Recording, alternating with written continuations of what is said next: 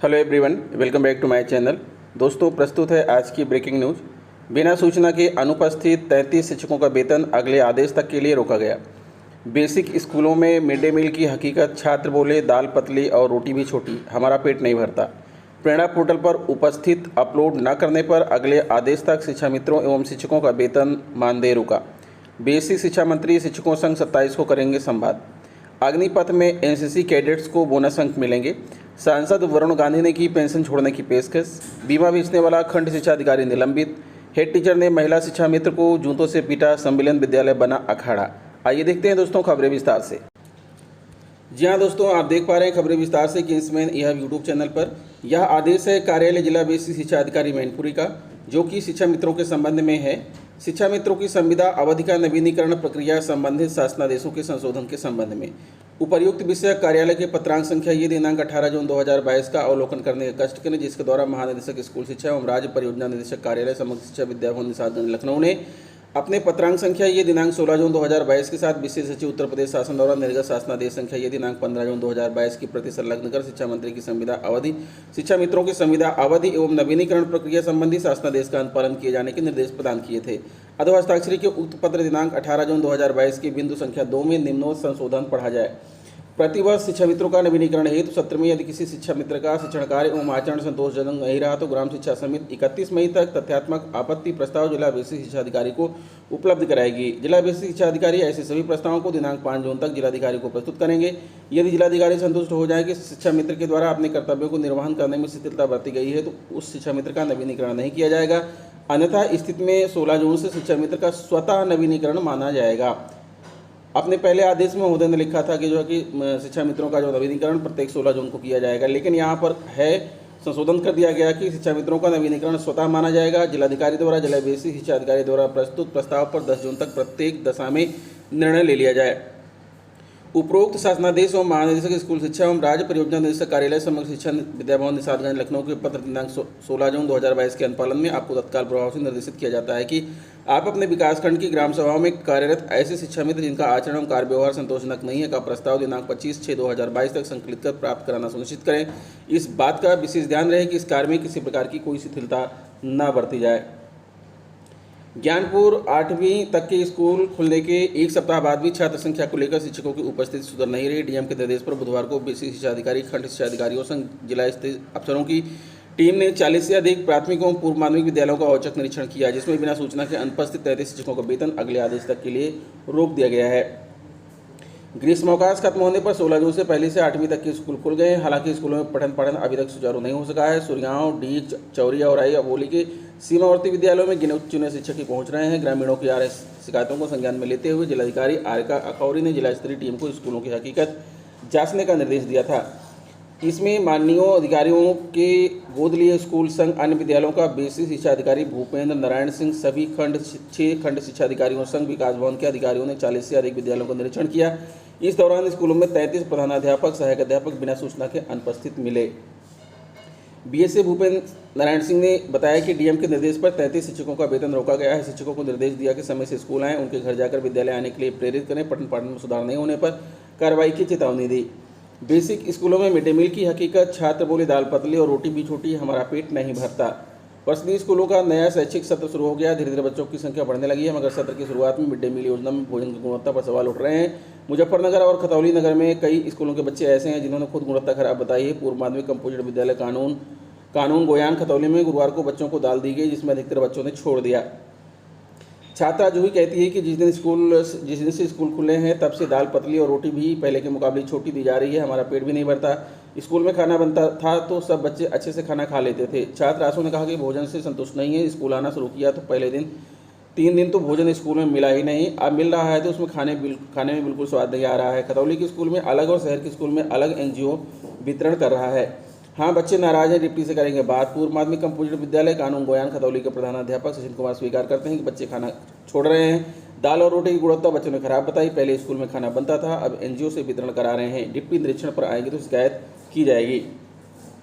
शहर में शिकायत बीएसए कराएंगे जांच। नगर क्षेत्र में एनजीओ श्री बालाजी सामाजिक विकास समिति के माध्यम से प्रसिद्ध स्कूलों के बच्चों को मिड डे मील का वितरण किया जा रहा है। 16 जून से स्कूल खुले हैं तो समिति ने मिड डे मील का वितरण शुरू कर दिया है। कई जगह बच्चों ने भोजन की गुणवत्ता पर सवाल खड़े किए हैं। तैयारी की गुणवत्ता को खराब बताया। बच्चों को नहीं होने देंगे परेशानी, बीएसए अभी तक कोई शिकायत नहीं आई। अब हम मिड डे मील की जांच कराएंगे, मानकों के अनुसार ही मिड डे मील का वितरण कराया जाएगा, बच्चों को परेशानी नहीं होने दी जाएगी। मायाराम बीएसए। प्रधानाध्यापकों ने नहीं की शिकायत, बच्चों को अच्छी गुणवत्ता का भोजन दिया जा रहा है, किसी प्रधानाध्यापक की ओर से अभी तक शिकायत नहीं मिली है। अगर किसी स्कूल में दिक्कत है तो जांच कराई जाएगी और बच्चों को अच्छा भोजन दिया जाएगा। राजकुमार, एनजीओ संचालक, श्री बालाजी सामाजिक विकास समिति।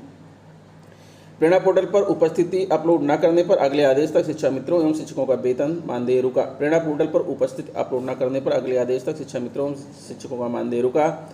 वाराणसी परिषदीय विद्यालयों के शिक्षकों को प्रतिदिन अपनी उपस्थिति प्रेरणा पोर्टल पर अपलोड करनी है। इसके बावजूद तमाम शिक्षक अपलोड नहीं कर रहे हैं, जबकि वह नियमित रूप से विद्यालय भी आ रहे हैं। इसे देखते हुए बीएसए राकेश सिंह ने 16 जून से 23 जून तक प्रेरणा पोर्टल पर उपस्थित अपलोड न करने वाले 37 शिक्षकों, अनुदेशकों और शिक्षा मित्रों का वेतन मानदेय अगले आदेश तक के लिए रोक दिया।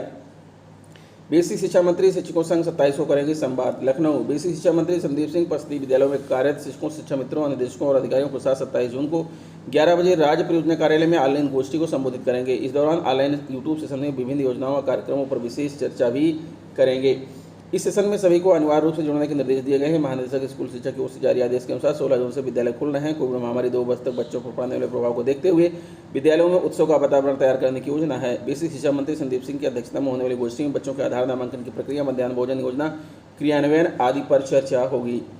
अग्निपथ में एनसीसी कैडेट्स को बोनस अंक मिलेंगे। वायुसेना में भर्ती के लिए ऑनलाइन परीक्षा 24 जुलाई को आयोजित की जाएगी। नई दिल्ली। वायुसेना ने अग्निपथ योजना के तहत भर्ती के लिए पंजीकरण प्रक्रिया शुक्रवार को शुरू कर दी। पंजीकरण की यह प्रक्रिया 5 जुलाई तक चलेगी। इसके बाद भर्ती के लिए ऑनलाइन परीक्षा 24 जुलाई को होगी। अधिसूचना के मुताबिक उम्मीदवारों का चयन ऑनलाइन परीक्षा, physical fitness test, adaptability test 2 और मेडिकल परीक्षा के आधार पर किया जाएगा। वायुसेना अधिनियम 1950 के तहत चयनित उम्मीदवार अग्निवीर वायु 4 साल की अवधि तक सेवा देगा। अग्निवीर वायु को वायुसेना में आगे नामांकन के लिए चुने जाने का अधिकार नहीं होगा। आगे नामांकन की प्रक्रिया वायुसेना के विवेक पर निर्भर करेगी। ग्वालियर एजेंसी। राष्ट्रीय कैडेट कोर एनसीसी के महानिदेशक लेफ्टिनेंट जनरल गुरबीर पाल सिंह ने शुक्रवार को कहा कि अग्निपथ योजना के तहत भर्ती होने वाले एनसीसी कैडेट्स को बोनस अंक दिए जाएंगे। एनसीसी के अधिकारी कैडेट्स के बीच जाकर उन्हें इस योजना की विस्तृत जानकारी देंगे और साथ ही उन्हें इसके फायदे के बारे में भी समझाएंगे। ग्वालियर में एनसीसी महिला अधिकारियों की दीक्षांत परेड में हिस्सा लेने के बाद लेफ्टिनेंट जनरल गुरबीर पाल सिंह ने मीडिया कर्मियों से कहा कि सेनाओं में अग्निपथ योजना के जरिए भर्ती प्रक्रिया शुरू की गई है। एनसीसी कैडेट्स जो ए, बी एवं सी प्रमाण पत्र धारक हैं उन्हें अग्निवीर की भर्ती में बोनस अंक देने की व्यवस्था की गई है। इस समय देश के हर जिले में एनसीसी हैं और इसमें शामिल ज़्यादातर युवा ग्रामीण क्षेत्र से आते हैं। ऐसे में इन युवाओं को इस योजना के तहत भर्ती में बढ़ चढ़कर भाग लेना चाहिए। सांसद वरुण गांधी ने की पेंशन छोड़ने की पेशकश। अग्निवीर और अग्निपथ योजना के लेकर लगातार ट्वीट के माध्यम से अपनी चिंता जता रहे सांसद वरुण गांधी ने फिर से ट्वीट किया है। सांसद ने लिखा है कि जब अग्निवीरों को पेंशन नहीं दी जा सकती है तो जनप्रतिनिधियों के लिए क्या औचित्य है। सांसद वरुण गांधी ने अल्पावधि की सेवा करने वाले अग्निवीरों के लिए आवाज़ उठाई है। लिखा है कि अग्निवीर अगर पेंशन के हकदार नहीं है तो जनप्रतिनिधियों को सहूलियत क्यों। सांसद वरुण गांधी ने लिखा कि राष्ट्र रक्षकों को पेंशन का अधिकार नहीं है तो मैं खुद की पेंशन छोड़ने को तैयार हूँ। सांसद ने बाकी माननीयों के सामने एक सवाल रख दिया कि क्या हम विधायक सांसद अपनी पेंशन छोड़कर यह सुनिश्चित नहीं कर सकते कि अग्निवीरों को पेंशन मिले। बीमा बेचने वाला खंड शिक्षा अधिकारी निलंबित। लखनऊ गुना के तत्कालीन खंड शिक्षा अधिकारी आरपी सिंह को निलंबित कर दिया गया है। उन्होंने शिक्षक शिक्षिकाओं को डरा धमकाकर 1952 बीमा पॉलिसियां की और कमीशन के रूप में लाखों रुपए कमाए। वर्तमान में वह बाराबंकी में तैनात हैं। शुक्रवार को आदेश जारी कर दिया गया है। एडीबीसी के अयोध्या मंडल की जांच में सामने आया कि आरपी सिंह पर लगे आरोप सही हैं। आरपी सिंह अपनी पत्नी के नाम से बिना कंपनी चलाकर शिक्षकों की जबरिया पॉलिसी करते थे। 2000 से 2020 तक उन्होंने कुल 1992 बीमा पॉलिसी की। हेड टीचर ने महिला शिक्षा मित्रों को जूतों से पीटा, सम्मिलन विद्यालय बना अखाड़ा। जानिए आखिर क्यों हुआ ऐसा और क्या था मामला, पढ़ें विस्तार से।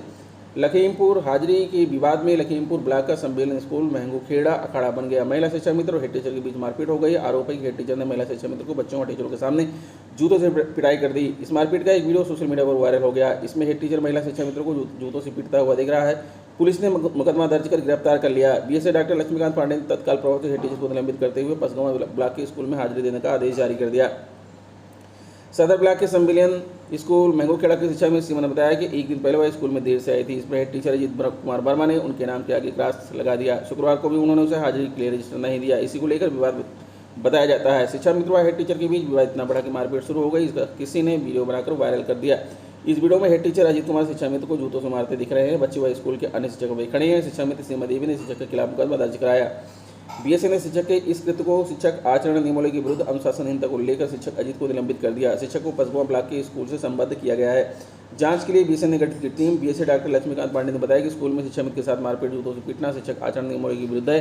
विभाग की छवि धूमिल की गई है। इस पूरे प्रकरण की जांच के लिए बीईओ लखीमपुर सुभाष चंद्र वर्मा, बीईओ हजम दिवेश राय, जिला समन्वयक बालिका शिक्षा रेणु श्रीवास्तव की टीम गठित कर विस्तृत जांच रिपोर्ट मांगी गई है।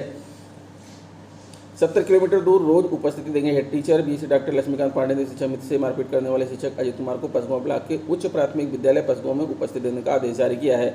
बीएसए ने बीईओ पसगांव से शिक्षक की रोज उपस्थित देने को कहा है। बताया जाता है कि शिक्षक लखीमपुर के करीब 70 किलोमीटर दूर है, जहां वह नियमित उपस्थिति देंगे। तो दोस्तों, यह आज का ब्रेकिंग न्यूज। आशा करता हूँ वीडियो आपको अच्छी लगी होगी। अगर वीडियो अच्छी लगी तो प्लीज़ हमारे चैनल को सब्सक्राइब करके बेल आइकन को प्रेस कर दीजिए। मिलेंगे आपसे नेक्स्ट वीडियो में कुछ नई जानकारी लेकर। तब तक के लिए नमस्कार।